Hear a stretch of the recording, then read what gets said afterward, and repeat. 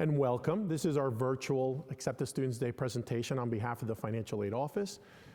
First, I want to say congratulations to all of the admitted students. So TCNJ Financial Aid, how aid is determined. So we're going to go over hopefully some helpful slides, and I'll give you information at the very end of how you can reach out to us if you have any questions. So aid determination. So at TCNJ, aid eligibility is evaluated by two offices. The Office of Admissions, which determines eligibility for institutional merit-based scholarships, and the Office of Student Financial Assistance, or financial aid, which determines eligibility for federal and state grants, scholarships, loans, and institutional need-based scholarships. And this, on the financial aid side, is based on the results of the FAFSA. So on the admissions side, institutional merit-based scholarships, that is determined by the Office of Admissions. The Financial Aid Office has no input in that. And basically the way that's done is first-year in-state applicants to TCNJ are automatically considered for merit-based scholarships upon submission of their common application. Now, some of the things that the admissions office looks at is awards are based on a student's overall academic record. So things like strength of the curriculum at their high school, their GPA, their class rank, the strength of the high school, and their best standardized test score, SAT or ACT. Traditionally, competitive applicants should have at least a 1300 SAT, math and reading, or a 28 ACT. And due to the strength of our applicant pool, the scholarship process is highly competitive. So historically, less than half of admitted students have received a scholarship. At the Financial Aid Office, we ask that if you have any questions regarding institutional merit-based scholarships, you contact the Office of Admissions directly, since we do not have that admissions data handy to be able to go over the rationale for having chosen you for a merit-based scholarship. On the financial aid side, aid determination is done by the FAFSA. So federal and state grants, loans, scholarships, and institutional need-based aid is done by the Office of Student Financial Assistance, and that is determined by the FAFSA results. The FAFSA results are used in that determination, and they are based on what's called the Expected Family Contribution, or EFC. One of the things that we always want to tell students that it is not too late to apply, although we have our priority dates. February 15th is our priority date, and even though we've passed that, it doesn't mean you still can't apply. It's just that if you're counting on financial aid to cover your expenses to pay for college, there may be delays in that if you are applying now. But as you see on the screen, you have a sample of the screenshot of how to complete the FAFSA. So again, not too late. Go out and visit the federal government's website and complete that application. The EFC, so I mentioned the EFC in the previous slide. What is the EFC? The EFC is the Expected Family Contribution. It is calculated by a federal formula. We have no say in that. And it uses the information you supplied on that FAFSA, and obviously it is used to calculate need. The EFC is an index number. The Financial Aid Office uses that as a guideline to determine your aid package. So for federal and state need-based eligibility, so who qualifies for need-based aid? So we wanted to give you this sort of like as a sample or an example. We have a very traditional population here at TCNJ. Most of our students, come from a family of four with one in college, mom, dad, two children, one in college. So we use that as an example of who's eligible. So for the federal Pell Grant, a family with a household income over $55,000 a year traditionally will not qualify for a Pell Grant. For state of New Jersey grants, a family with a household income of over $70,000 a year traditionally will not qualify. Now again, we're using that family of four with one in college as our base example, but we want you to realize that if you have a household of five, a household of six, if you have two in college or three in college, then those income guidelines that I've shown you may change. They may either go up, or they may go down if your household size is three, let's say. So just keep that in mind, but we wanted to at least use this as a baseline so you understand, who is and who is not eligible for federal or state grants. When you complete the FAFSA, you should have received what's called a Student Aid Report, or a SAR. We ask students to always double check their SAR. So what does the SAR tell you? The SAR tells you the results of the FAFSA. So we always want you to go in and review that SAR for the accuracy of the information that you reported. One of the most common errors that we get from students when they complete the FAFSA is they duplicate household income. They put the parents' income on one section, and then they put that same income on their student's section, and that blows your aid eligibility out of the water. So we always ask you to go back and review that SAR for accuracy. At any point, you can log back into your FAFSA using the federal system and make any edits or corrections. Those edits or corrections will be sent automatically to us at the college. We want you to check to make sure that the application is complete. Sometimes the application is submitted incompletely, or once it reaches the federal government site, it is rejected. If either of those happen, we will reach out to you, but we would still like you to be proactive in that process and check that SAR and make sure that the application is complete and it was not rejected or incomplete. And also it is used to determine, again, that grant and loan eligibility, and if you are eligible for either, it will tell you, there will be eligibility statements on that SAR summary. And you see on the snapshot that we have there, the sample SAR that a student would have received, there are 3 blue arrows that tell you, kind of give you a sample of if you're eligible for a loan, if you're eligible for a grant, and what you must do now, what needs to happen. And you see that flashing SS number needs to be reported to admissions. The only way that we can match your federal FAFSA record with your TCNJ admissions record is through the Social Security number, okay? So we wanna make sure that whatever Social Security number you used on that FAFSA, you have also reported that to our admissions office, whether it's reported through the common application or whether you took an additional step to report it. If not, we will never be able to match that FAFSA record. So make sure that you have reported that Social Security number. Emails were sent starting March 5th. So approximately 2 weeks ago, we began to send out our emails to students, alerting them of how they can view their estimated offers online. So again, only complete records would have received an aid offer. So if you're incomplete or rejected, we can't prepare one for you. No action is required of you at this point. You don't need to accept or decline awards. Basically, these estimates are for planning and budgeting purposes only. We want to make sure that TCNJ is the right fit for you and that you can afford to attend TCNJ. And if you cannot or are looking for options, that you reach out to us to see what other options we can give you. Official offers are going to be sent in June. So at that point, you will receive official offers. We then at that point may require some action from you. You see 3 sample notifications there. The first one is the sample email that we would have sent to you.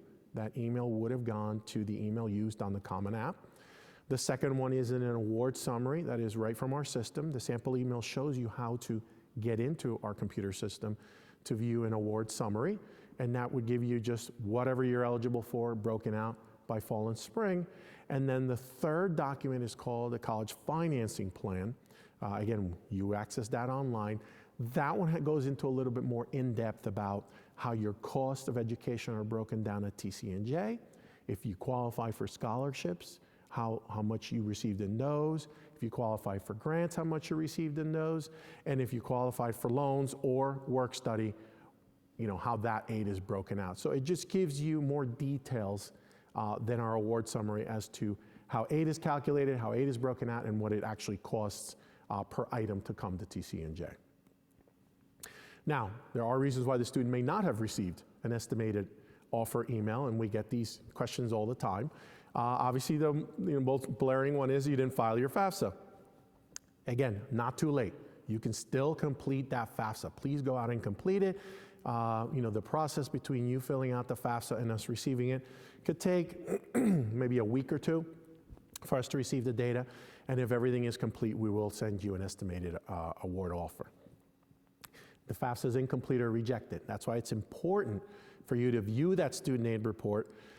And if it's incomplete or rejected, go in and fix it. So then we can receive that updated FAFSA and offer you an estimate. Recently offered admissions is also a common one.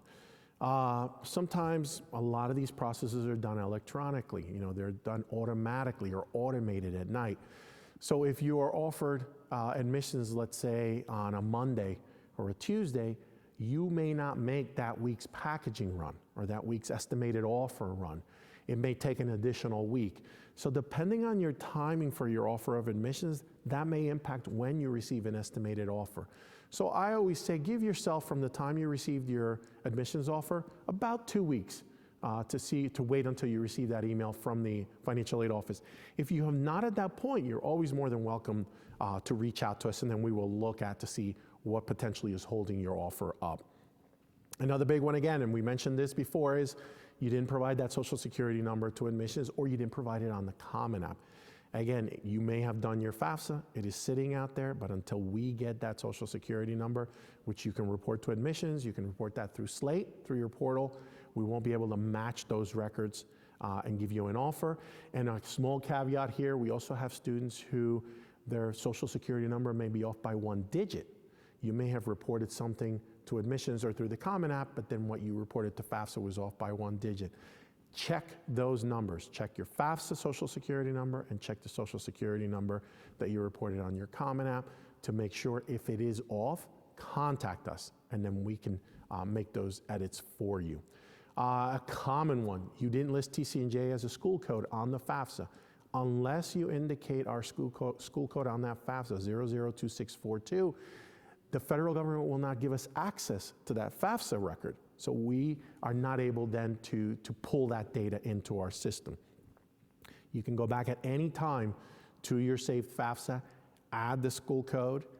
Within about 72 hours, the federal government will give us access to that data, and then within a week, week and a half's time, we will be able to prepare an offer for you. And a common one, and this one's more for the parents, your son or daughter did not tell you or forgot to check their email. We get that often too, where parents ask us, and then the student just forgot to tell them that they had received the estimated award, had not shared that data with them.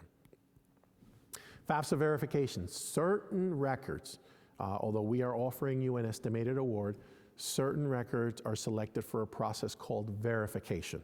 In layman's term, it's an audit. We are required to audit the data on that FAFSA. It's a random selection. We have no control over it. The federal government does it based on their data analytics, and they do not share with us how they select records for audit, okay? What will happen is if you are selected for verification or for this audit, we will reach out to you. Currently, if you are selected for this process, we will send you what's called a missing information letter. Until May 1, or until you are required to pay your deposit and make your decision about TCNJ, we send these letters weekly via hard copy. They will be mailed to your house, okay? After May 1st, it will be sent via email to your TCNJ email address. After you've made your deposit, made your decision to accept, you will be assigned a TCNJ email address, and then all of our communication from that moment on will be through our TCNJ email. So for now, hard copy letters, then through TCNJ email, and the letter has instructions for viewing the outstanding items online. So it will take you step by step. It'll tell you what we are missing or what we need. It'll give you the instructions, and those instructions will send you to basically what's called a to-do list or an online site. And this is something that you will encounter through your next 4 years at TCNJ. Whenever an office or a department needs information from you, we will post it on the student's to-do list. You will be able to go on that to-do list at any point and actually click on each item on that to-do list, and it will take you to a separate line item screen which tell you specifically what form or document we need from you, when it is due, what the status of that document is. Obviously, once you submit it, it would turn into a complete. And if you click on each one of those forms, it will take you to even more detailed instructions as to what form you need to fill out, what the submission process is, or if it's an outside form, what the steps are for you to obtain that form to give to us, okay? Traditionally, I would say less than 20% of records are chosen for auditor verification, so there's a likelihood that you're not gonna be part of that group. But if you are, please follow the steps on the letter that's gonna be sent to your outline, and again, as always, you can reach out to us and we can give you more clarification. Income confirmation is gonna be another big one. If you are part of that verification group, the federal government will ask us to confirm the income on that FAFSA. And there are 3 ways to do that. Number one, or the recommended way, is for you to log back into your FAFSA and use what's called the IRS data retrieval tool. It's the recommended method. It requires a couple of additional steps when you do that on the FAFSA, but what happens is you will log into the IRS, you log into the FAFSA, that will take you to the IRS site, you will give permission to import that data to the FAFSA, and then we will get an updated status. The beauty about that is it's seamless on your end. It is also seamless on our end. We will not need to collect hard copy documents for you, which could cause delays, of up to 2 or 3 weeks for you to get those documents. And the second we receive that, the income is considered verified or audited, because it's coming straight from the IRS, and we can proceed with your awards. But there are other mechanisms, obviously, if you cannot use that modality. You can provide actually a 2018 tax return copy, which again, you can request that from the IRS and submit that to us in hard copy. Traditionally, that takes about 5 days. Or you can provide a signed home copy of your 2018 income tax form. Hopefully you maintain those records. And as long as you sign it, you can submit a home copy. But we will need one of these 3 items in order to be able to verify the income that you reported on your FAFSA and us to be able to finalize your awards by the end of June. Private scholarships. If you are receiving a private scholarship from an outside entity, you need to report those to the financial aid office. We will have an online tool available to you after May 15th. You need to log in there. You need to indicate the outside scholarship source and the amount. The beauty about that is it will be included in your aid package.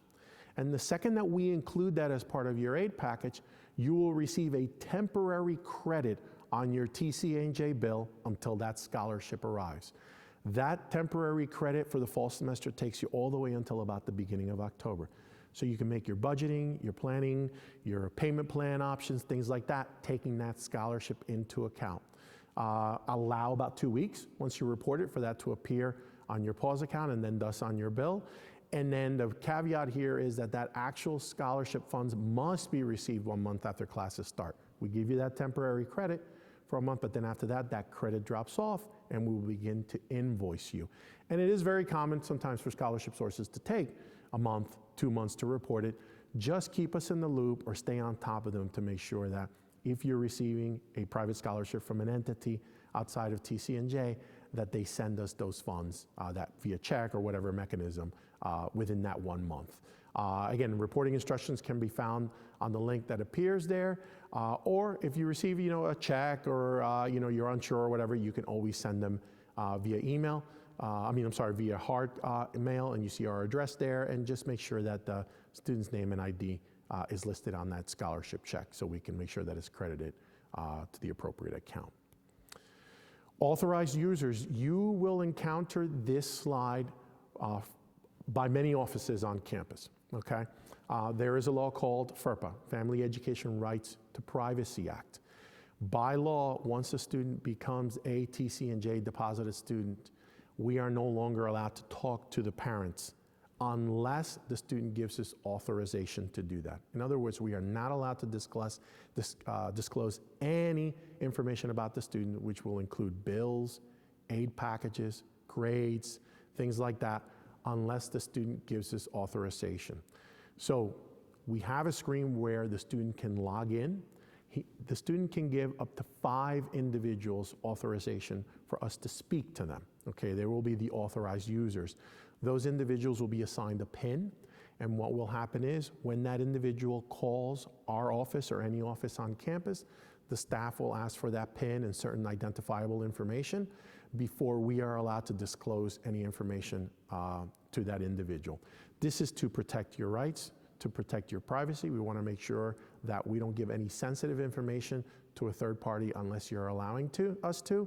But keep in mind that sometimes students forget to do this. Parents call us up, and then parents get angry at us when we are not allowed to disclose information, especially information that they had to report on the FAFSA, income, things like that. So just keep this in mind. This is very important. Have that conversation with your parents, or parents have that conversation with your student to make sure that they give you authorized user access. You can go right to the screen and do that, and we ask that you do this preferably by the end of June before those actual awards go out. That way, as those phone calls begin, we are allowed to discuss this sensitive information with you. And finally, our contact information. Now, one of the things that I do want to mention is that currently this is being recorded during our campus-wide shutdown due to the coronavirus. So although, we make appointments during the school year, Monday through Thursdays, we're open Monday through Friday. You can always call us, email us, fax us, walk in. Right now, with the campus closure, we are guiding everybody that if you have questions, issues, problems, you email us. We have staff working remotely, and email is the easiest and quickest way for us to be able to reach back out to the parents. Even if you're submitting documentations, email is the recommended modality now until the emergency is over, which we're hoping is soon. But that is the recommended method. But if you do call us, you can always leave a voicemail, and staff will be clearing out the voicemails periodically during the week. We will try our best to reach out to you within a reasonable amount of time. But just, please understand that during these times, things are a little slower or may take a little longer. And with that, I thank you.